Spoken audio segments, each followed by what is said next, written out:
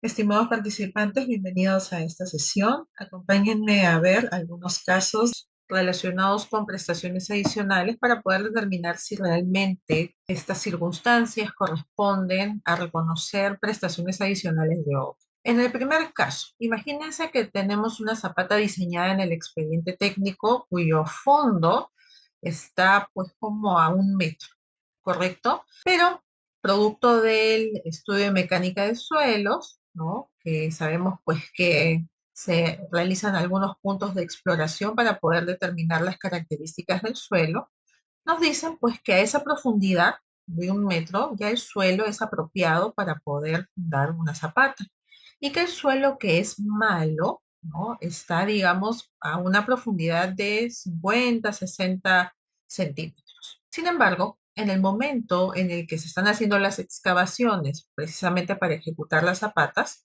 se dan cuenta que justo para uno de los tipos de zapatas, para esa ubicación, el suelo sigue siendo malo, inclusive por debajo del metro. Entonces, es una situación, podríamos pensar, ¿no? Que si a pesar del estudio de mecánica de suelos realizado, no se pudo precisar las ubicaciones exactas, ¿no? De las profundidades, ¿no? De los suelos, de los tipos de suelos, ¿no? Lo que llevó de repente, pues, a no tener la información correcta sobre algunos puntos en específico donde se iban a fundar zapatos. Por ahí podríamos tener un sustento, una justificación, ¿no? Respecto de el hecho, pues, que esto ha sido una causa sobreviviente, ¿no? A pesar de los estudios realizados, ¿sí? Y en ese sentido podría tener sustento para la ejecución de algún tipo de obra adicional, ¿no? Que pueda, digamos, cambiar en alguna zona de repente la forma en la que se va a cimentar, ¿sí?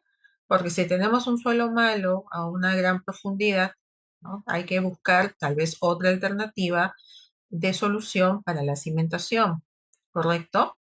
Lo que pueda implicar una área, ¿no? De lo que será el área construida, de lo que será la edificación, perdón, o puede implicar un área de influencia mayor. Ahora, independientemente de la responsabilidad, ¿no? Imaginando pues que si estamos en un sistema de suelo construcción, ¿no? El estudio de mecánica de suelos, pues ha sido responsabilidad total de la entidad, ¿no? Que es quien ha mandado a hacer ese estudio de mecánica de suelos para el expediente técnico. En ese caso, estaría totalmente, absolutamente sustentado la prestación adicional de las obras, ¿correcto? Ahora, como caso número 2, tenemos que un proyecto de la sierra a Suma Alzada, los planos indican la colocación de tijerales triangulares metálicos en un techo para poder colocar tejas a media agua para lluvia. Esto se apoyará sobre muros en su perímetro, sin embargo, estos techos tendrán aberturas laterales propias de los tijerales, ya que las tejas solo van encima de los tijerales y no en los costados. Por ende, cuando hayan lluvias, por ahí podría ingresar el agua e inundaría el ambiente que este techo cubre. En los planos de corte de arquitectura se ven que esos laterales están cerrados, pero no indica qué material se va a utilizar. Tampoco esa indicación la encontramos ni en otro documento del expediente técnico, ni en el presupuesto, ni en las memorias, ni en especificaciones técnicas, ¿no? Y entonces, si no podemos ver de qué material se trata, pero está establecido que sí va a ser un cerramiento, se podría solicitar adicional para hacer un cerramiento de esos laterales y evitar el ingreso del agua. Bueno, esa es una circunstancia muy particular porque estamos ante un sumalzada, ¿correcto? Y ante el sumalzada está establecido en los planos, ¿no? Que vendrían a tener como el primer orden de prelación que hay un cerramiento, ¿correcto? Sin embargo, la especificación no se encuentra ni en el expediente técnico, ni en el presupuesto, ni en la memoria, ¿sí? Lo que vemos ahí es una inconsistencia en cuanto al expediente técnico, ¿correcto? Y ante una inconsistencia es posible alegar y sustentar, ¿no? Que no se contaba con toda la información necesaria para poder presupuestar, por lo cual podría justificarse la presentación del adicional por parte del contratista. ¿Sí? Por otro lado, tenemos otro caso de la construcción de un polideportivo, que, bueno, entre sus metas es preparar el terreno, construir una losa, construir vestuarios. Y durante la ejecución de la obra, la entidad comunica que sería conveniente renovar el cerco perimétrico también porque está deteriorado.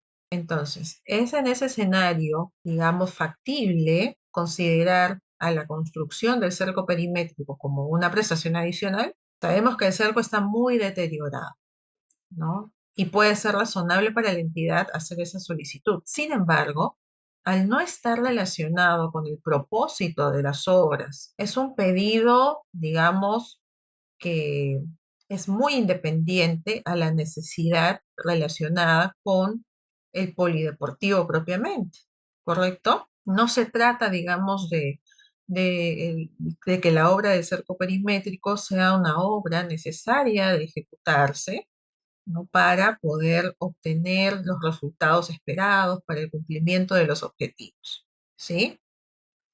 Entonces, no aplicaría como una prestación adicional en este caso. El caso 4 nos dice que el contratista va a ejecutar o empieza a ejecutar una obra en donde se detecta una tubería de alcantarillado público que atraviesa el terreno, haciéndose necesario trasladar el alcantarillado a la vía pública, dado que no se podría construir la losa sobre dicho recorrido. En ese escenario, sería viable sustentar lo indispensable de ejecutar este adicional de obra para poder cumplir con la ejecución de la obra contratada originalmente. Bueno, un contratista empieza a ejecutar una obra, ¿no? Y detecta recién una tubería de alcantarillado. Entendemos que esto no ha sido posible de detectar ni siquiera por un estudio de mecánica de suelos, ni un sondeo, ni tampoco por documentación de la zona, ¿no? Histórica, que puede indicar que hay una tubería de alcantarillado pasando justo por el terreno, ¿sí? Entonces, si no ha sido posible, ¿no? En el marco de repente de un expediente técnico desarrollado por la entidad, ¿no? Que no es responsabilidad del contratista, pues no lo ha detectado, no ha brindado esa información y eso constituiría como un vicio oculto, ¿no? Un vicio oculto que tiene que ser resuelto y una de las formas de resolverlo es una prestación adicional de obra, ¿no? Presentando una solicitud de prestación adicional de la obra. Sí, ahora, ¿qué pasaría si es que este escenario o estas circunstancias se dan en un escenario, mejor dicho, de sistema de entrega de diseño y construcción? Bueno, en ese caso, también, digamos que oportunidad, ¿no? De que el contratista también pueda sustentar que no había sido posible, ¿no? Darse cuenta de esa obra. ¿Por qué? Porque, digamos, los estudios que conectan un poco a un contratista, a un proyectista, ¿no? Con las características del suelo y del subsuelo son los estudios de mecánica de suelos. Y estos estudios de mecánica de suelos se valen, pues, de exámenes, ¿no? De métodos de examinación del suelo que generalmente están orientados, pues, a hacer algunas perforaciones, algunas extracciones de suelos muy puntuales dependiendo del área del terreno. Son puntos de exploración muy puntuales, valga la redundancia. Y justo esos puntos quizás no caen en el recorrido de esa tubería, entonces no hay manera de poder saber que esa tubería existe, salvo hasta el momento en el que se llega a excavar justo en esa zona en la que se requiere hacer una construcción de cimentaciones, ¿sí? Entonces, en ese escenario sería viable, ¿sí? Sustentar que es indispensable poder hacer, digamos, este movimiento o este traslado de esa tubería para poder ejecutar las obras correspondientemente.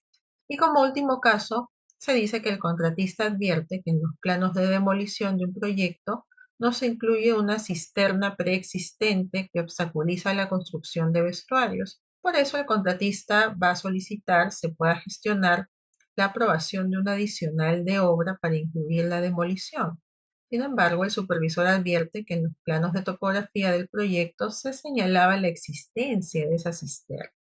Por ende, indica que no se puede cumplir con la figura de imprevisibilidad que exige la normativa, ya que el contratista contaba con esa información al momento de efectuar su propuesta económica. Y evidentemente sí.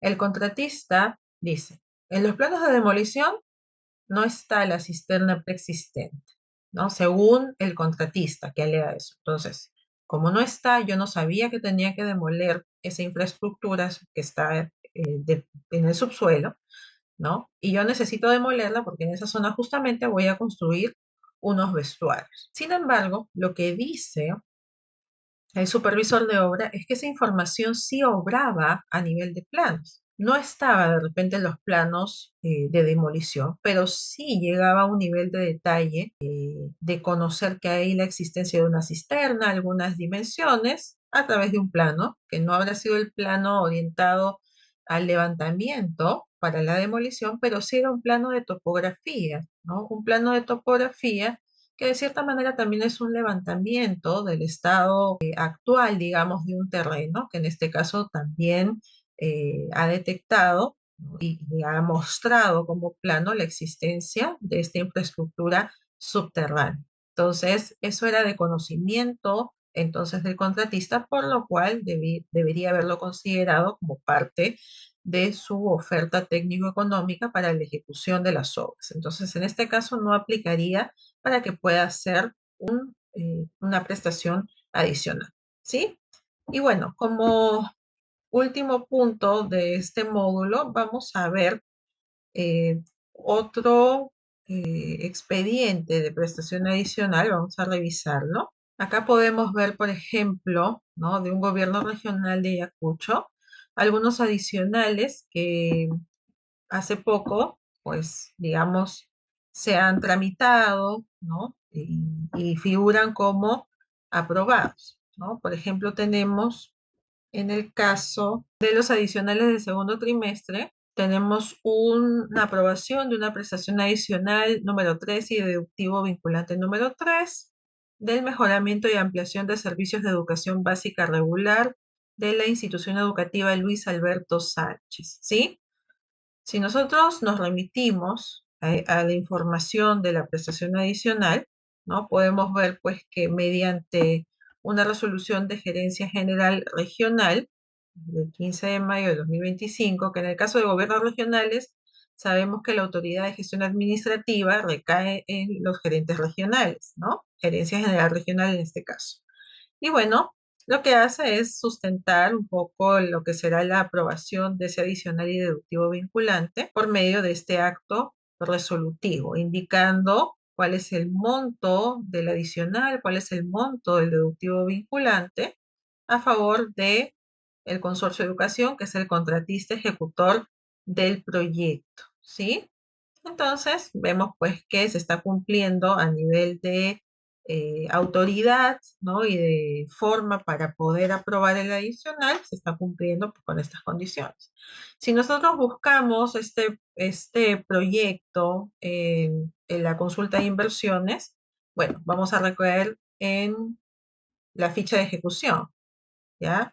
Y dentro de lo que es la ficha de ejecución, lo que nosotros podemos hacer es abrir la línea de tiempo, ¿no? Para poder ver cuáles han sido las diferentes modificaciones que se han venido dando durante el desarrollo del proyecto. Tenemos modificaciones en cuanto a costo que se han dado durante el expediente técnico y, digamos, desde febrero del 2022 tenemos la ejecución física, ¿no? Manteniendo en principio el presupuesto de 15,9 millones hasta febrero de 2023, ¿no? Cosa que después de eso se ha ido incrementando. Recordemos que el adicional que se ha aprobado recientemente es el número 3, ¿no? Entonces acá tenemos uno, dos, tres, cuatro saltos, vemos nosotros, ¿no? Probablemente la otra modificación corresponde a otro aspecto en particular, ¿no? Pero este es de octubre del 2025, nosotros estamos viendo algo de mayo, ¿no?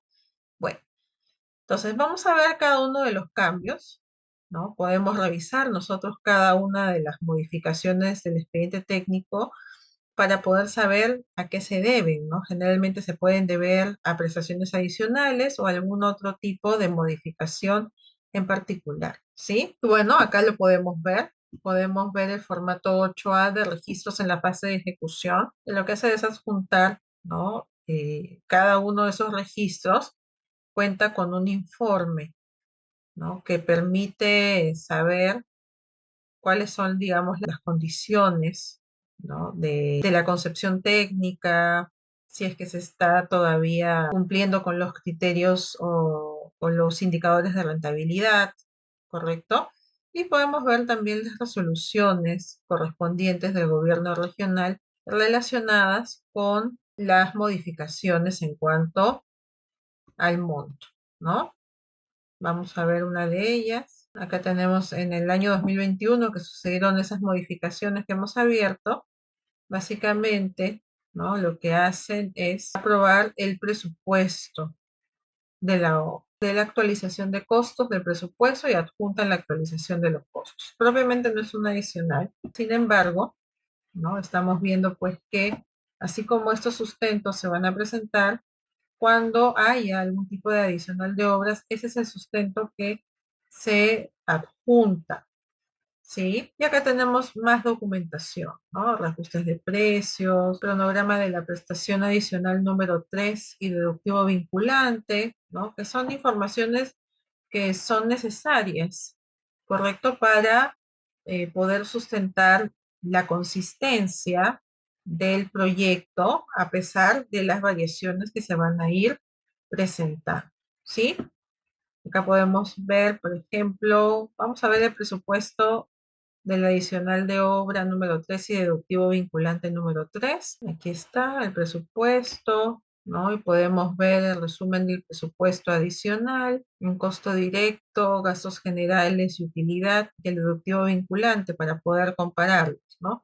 Siendo que hay una diferencia de 160.836 soles, lo que corresponde a 1,22% de incidencia, ¿sí? Y el presupuesto detallado ya lo tenemos aquí, ¿no? El presupuesto del adicional incluye obras de arquitectura, de instalación de comunicaciones. Acá está el presupuesto de equipamiento inmobiliario, bien detallado, con sus metrados también, y el del deductivo vinculante, el detalle, ¿no? Donde se va a retirar algunos mobiliarios, equipamiento académico muy particular, ¿no? De cada uno de los tipos de aulas de la institución educativa, ¿sí? El equipamiento también. Y también se adjunta el cronograma de ejecución del proyecto del adicional, que lo tenemos aquí, ¿no? El cronograma de prestación del adicional de obra número 3 y su deductivo vinculante, que es un cronograma de Gantt.